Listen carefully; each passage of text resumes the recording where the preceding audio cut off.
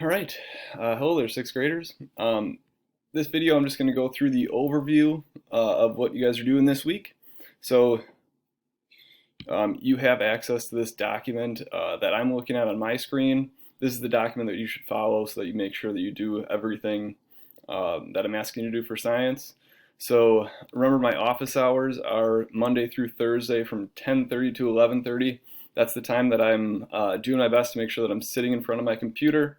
If you want to email me during that time, that's during that time is when I'll be able to get back to you the quickest. Or if you have a question and you want to do like a Google chat with me, you can call me and talk through whatever issues you're having. So know that I'm available at that time.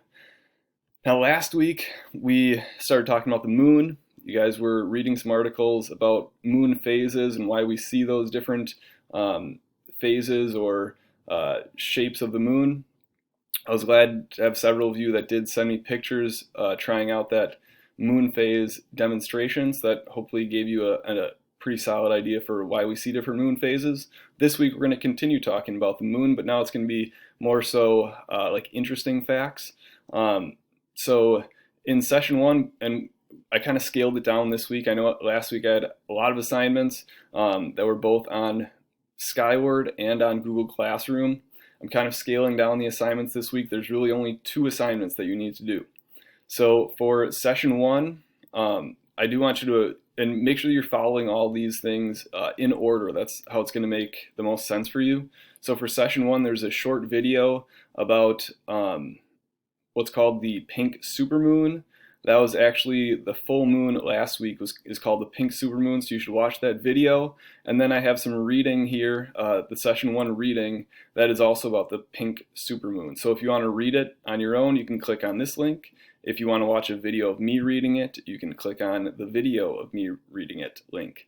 And then make sure that as you are reading that or as you're watching the video, you should have the Skyward questions up and you should be answering them as you're listening. Then for session two, so for session one, it's really just the Skyward assignment. That's the only assignment. For session two, there's another Skyward assignment. This time, again, make sure you're following the order of session two. So there's 2 videos before you get to the reading. The first video is just about some interesting facts about the moon, how it was formed, as well as a couple other things. The second video is another interesting fact about the moon. The moon actually causes the high tides and low tides on Earth, so you should watch that video. And then the session 2 reading, again, if you just want to read it, you can click on the word reading and you'll see the passage. If you want to listen to me read it, you can click on the video of me reading.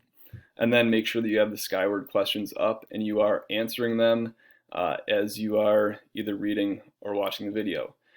Right after you're finished watching this, you should click on the attendance check and just fill in that form. There's also a space on there where if you are having any issues, you can type in any questions that you have on there, which I definitely used that quite a bit last week to reach out to some students that were struggling with various things.